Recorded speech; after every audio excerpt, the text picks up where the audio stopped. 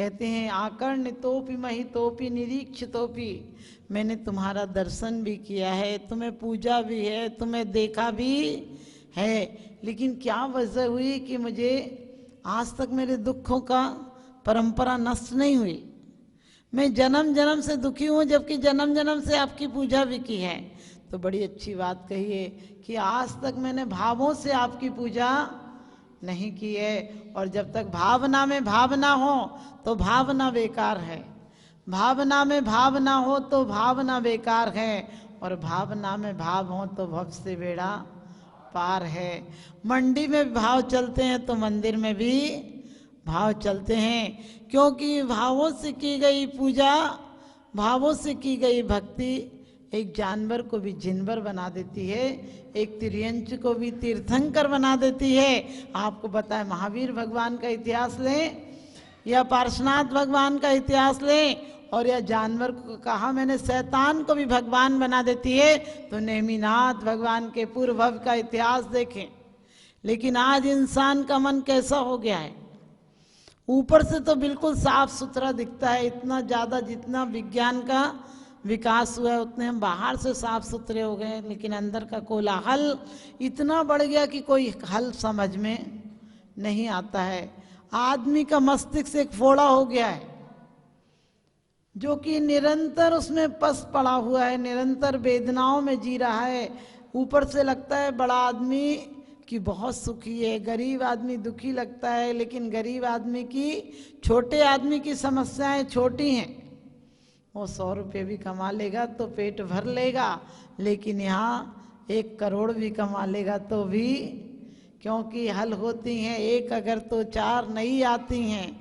देखो दुनिया भटक रही है उलझन को सुलझाने में, और मिले शांति संतोष तभी आता है जीवन पाने से, कि वास्तव में संतोष क्या। हम लोग कहते हैं सदा संतोष कर प्राणी यदि सुख से रहा चाहे। मैं कहती हूँ संतोष जहाँ करना चाहिए वहाँ संतोष नहीं करते हैं, और जहाँ संतोष नहीं करना चाहिए वहाँ संतोष कर लेते हैं।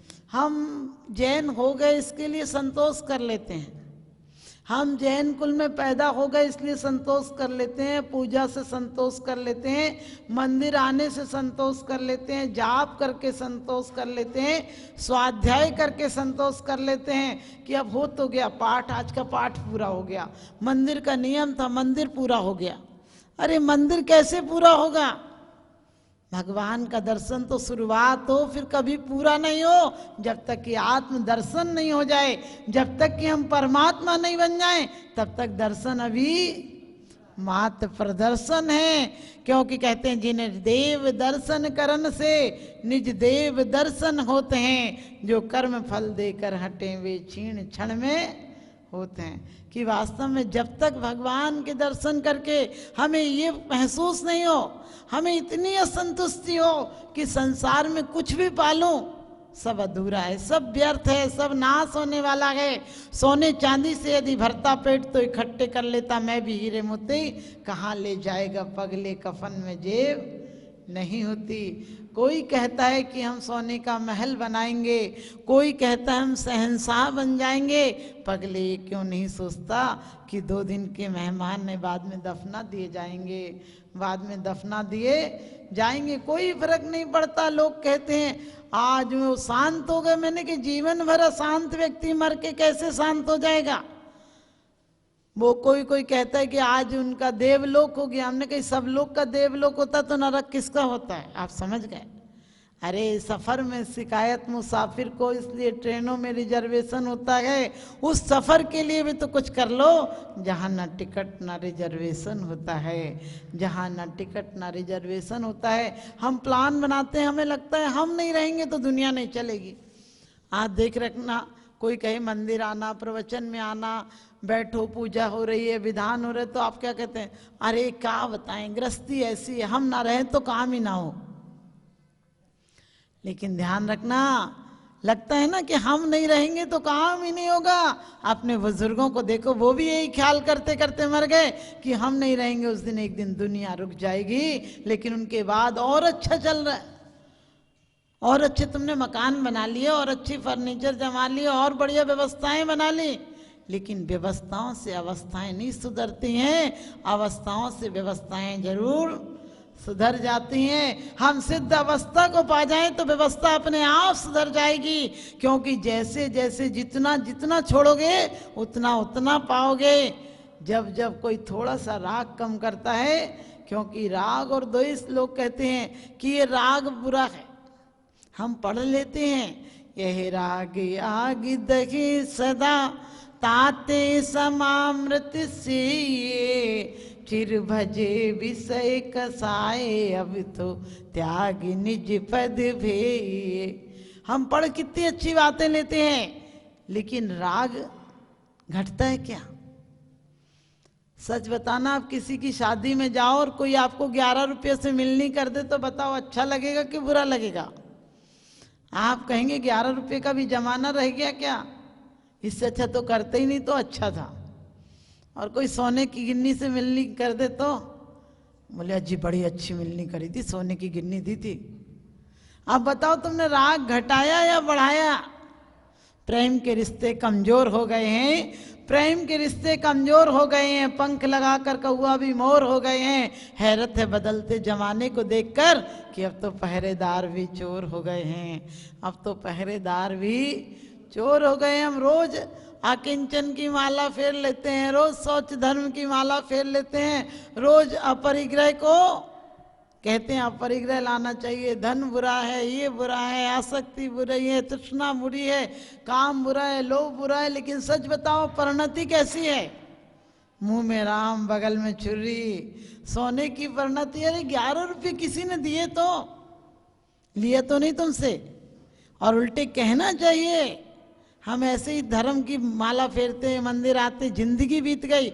और करना हर जन्म में हो सकता है, जितने जन्म हो निगोद के पहले उतनी बार और मालाएं फेरना।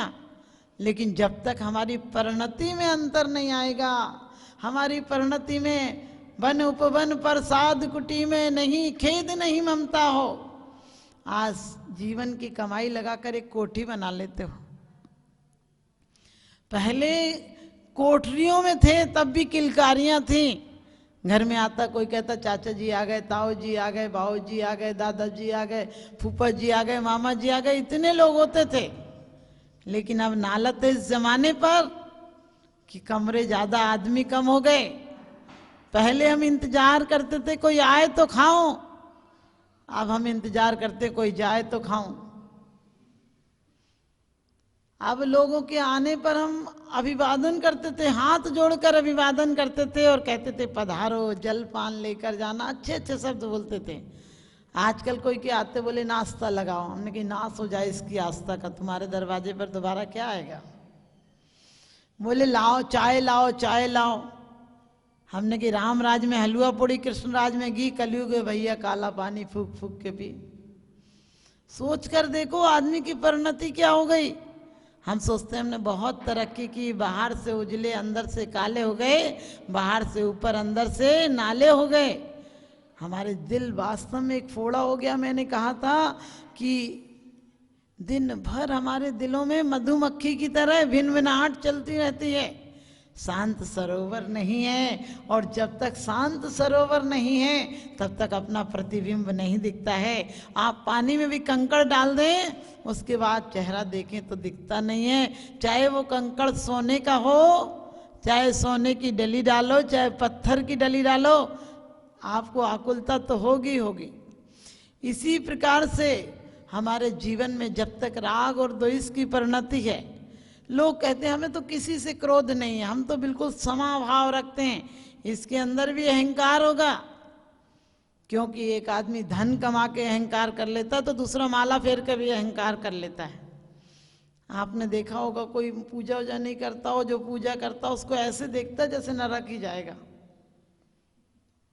ये तो कुछ ना करती, मैं तो 2 घंटे लगा के आऊं, ये तो देखो मंदिर भी ना जाती, कैसी नास्तिक है। अरे मंदिर जाने के बाद भी हमें दूसरों के प्रति घृणा का भाव आ रहा है। हो सकता है वो आगामी समय में परमात्मा बन जाए। सुधार की भावना होना अलग बात है। सुधार की भावना से हम किसी को कहें कि आप आया करो ना मंदिर, मेरे साथ चलो, धर्मात्मा स्वतंत्रता सेनानी की तरह होता है। जब मंदिर आता है तो देखता है कोई मोहताज तो नहीं है मंदिर आने के लिए, उसे भी ले चलता हूँ। और आपसे कोई पूछ ले आपकी गाड़ी में जगह है क्या, तो आप आराम से जवाब नहीं देते हैं कि हाँ चलना, कोई बात नहीं, आपको भी ले चलेंगे, हो जाएगी। लेकिन बोलते ना हमारे यहाँ नहीं है जगह, आप किसी और से बात कर लो। माने बोलते हैं तो भी जहर टपकता है। फिर हम कहते हैं हम धर्मात्मा हैं। आप सोच कर देखना, जितनी लड़ाइयाँ हुई हैं जर जोरू और जमीन के पीछे हुए हैं। लोग कहते हैं पांडवों को क्या 5 गांव नहीं दिए थे? 5 गांव क्यों चाहिए थे, आपने विचार किया? क्योंकि वो राजपूत थे, क्षत्रिय थे, उन्हें 5 गांव चाहिए थे सत्ता के लिए। लेकिन कौरव क्या कहते थे कि हम 5 गांव छोड़ 5 मकान भी नहीं देंगे। और वो सत्ता की लड़ाई आपको पता है दोनों तरफ से थी। जिस समय युद्ध टाले नहीं टल रहा था, उस समय अर्जुन कह रहे थे कि मैं क्या करूंगा ऐसा राज्य लेकर जहां हमारे परिजन और बुजुर्ग बड़े लोग खत्म हो जाएंगे, जिन पर राज्य सत्ता की खुशी अभिव्यक्त होती वही मर जाएंगे, तो फिर राज सत्ता लेकर क्या करेंगे? आप भी ध्यान रखना, हम आज की तारीख में हमारी बीमारियां क्यों हैं?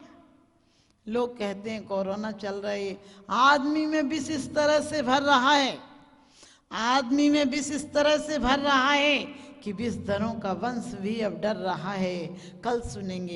कल सुनेंगे कि आदमी के काटने से सर्प भी अब मर रहा है, आदमी के काटने से सर्प भी अब मर रहा है। क्योंकि हमारा दिल इतना रुग्ण हो गया, इतना विक्षिप्त हो गया कि अब इसमें कोई शांति की उम्मीद नजर नहीं आती है। जबकि वीणा वही है। यह शरीर धर्म का साधन भी बन सकता है और ये धर्म विराधना का साधन भी बन सकता है। स्वस्थ मन हो तभी स्वस्थ तन का एहसास होता है। या आपके शरीर में कोई बीमारी हो तो आपका मन भी अच्छा नहीं रहता, क्योंकि दोनों का तारतम्य है। वो शरीर की बीमारियां भी मन की बीमारियों से आती हैं। जब आज की तारीख में हम कोई विक्षिप्तता होती है और उसे अभिव्यक्त नहीं कर पाते हैं। पहले का आदमी आपने देखा हो, सिर्फ अभी 25 साल 30 साल पहले का आदमी भी इतना बीमार नहीं था।